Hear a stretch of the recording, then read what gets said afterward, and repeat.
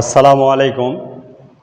আজকে নবম দশম শ্রেণীর পরিমিতির যে অধ্যায় আছে ১৬তম অধ্যায়, এই অধ্যায়ের একটা গুরুত্বপূর্ণ অঙ্ক, যেখানে বলা আছে একটি আয়তক্ষেত্রের ক্ষেত্রফল ৫৪০ বর্গ সেন্টিমিটার, যদি এর দৈর্ঘ্য 7 সেন্টিমিটার কম হয় তাহলে এটি বর্গক্ষেত্র হয়। দৈর্ঘ্য ও প্রস্থ কত?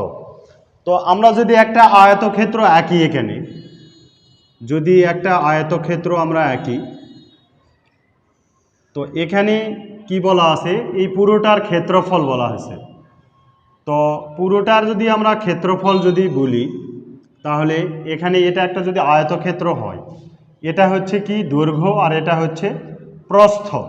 তো বলা হয়েছে যদি এটা 7 সেন্টিমিটার হয়, আচ্ছা এটা যদি এক্স হয় আর এটা যদি ওয়াই হয়, এখন এখানে বলতেছে যদি 7 সেন্টিমিটার কম হয়, এখানে যদি 7 সেন্টিমিটার কম হয়, অর্থাৎ এই রকম যদি হয়, তাহলে কি হয়, তাহলে এটা একটা বর্গক্ষেত্র হয়, এ কথা বলছে।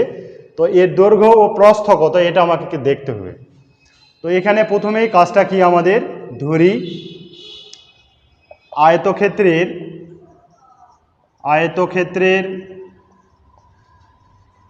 দৈর্ঘ্য এক্স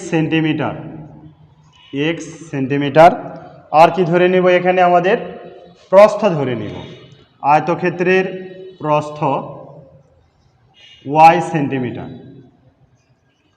তো এখানে কি বলা হচ্ছে আয়তক্ষেত্রের ক্ষেত্রফল। তো আয়তক্ষেত্রের ক্ষেত্রফলের সূত্র কি, দৈর্ঘ্য গুণ প্রস্থ। তাহলে এখানে যদি আমরা প্রথম শর্তে যদি আমরা হিসাব করি, যে প্রথম শর্তে কি বলতেছে, এক্স ওয়াই অর্থাৎ ক্ষেত্রফল কত দেওয়া আছে, 540 বর্গ সেন্টিমিটার। এখানে এটা হচ্ছে সমীকরণ 1। আর একটা কি বলতেছে, যদি দৈর্ঘ্য, তাহলে এক্স হচ্ছে দৈর্ঘ্য, 7 সেন্টিমিটার কম, তার মানে 7 সেন্টিমিটার কম হলে এটা কি হয়, একটা বর্গক্ষেত্র হয়। তো আয়তক্ষেত্রের ক্ষেত্রে দৈর্ঘ্য গুণ প্রস্থ, এটা হলে ক্ষেত্রফল হয়। আর বর্গক্ষেত্রের কি হয়, দৈর্ঘ্য আর প্রস্থ দুইটাই কি হয়, সমান হয়।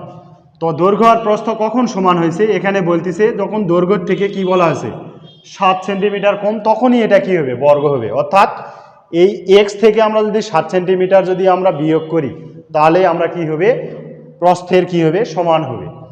তো এখানে এটা যদি সমীকরণ 2 হয়, তো এখানে আমরা কি করব, ওয়াই এর মান আমরা সমীকরণ একে বসিয়ে পাই।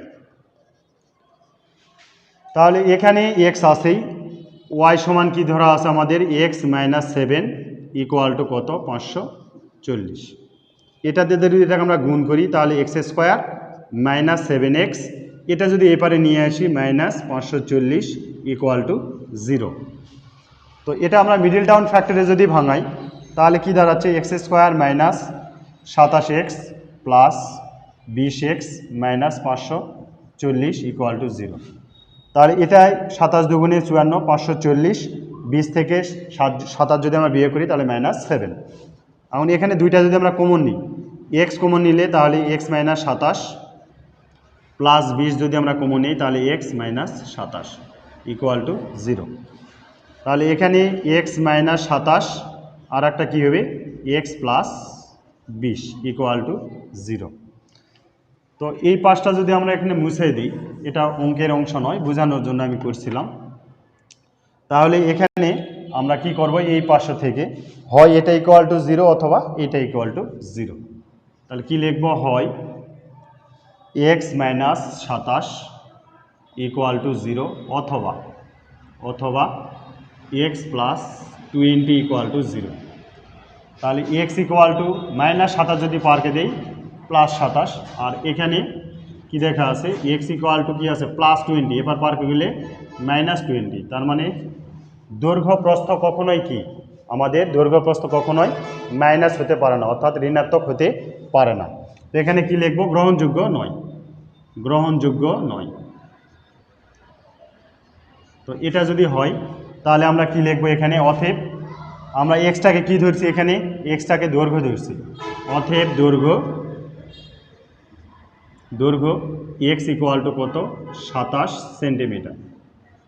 আর একটা কি, প্রস্থ কি হবে তাহলে, ওয়াই ইকুয়াল টু কত দেওয়া আছে এখানে, ওয়াই ইকুয়াল টু আছে কত, এক্স মাইনাস 7, অর্থাৎ 27 মাইনাস 7 ইকুয়াল টু 20 সেমি। তো এইভাবে ক্ষেত্রফল দেওয়া থাকলে দৈর্ঘ্য বা প্রস্থ কম যেটাই বলুক না কেন, বড় ক্ষেত্র হইলে এরকম সমীকরণের মাধ্যমে আমরা মিডল টার্ম ফ্যাক্টরে ফেলে এ জাতীয় অঙ্ক সবগুলোই কি সহজভাবে নির্ণয় করতে পারবো। তো আশা করি সকলেই বুঝতে পারছেন, সকলকেই ধন্যবাদ।